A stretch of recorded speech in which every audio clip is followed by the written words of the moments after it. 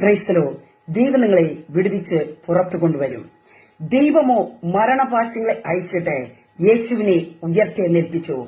മരണം യേശുവിനെ പിടിച്ചു വയ്ക്കുന്നത് അസാധ്യമായിരുന്നു.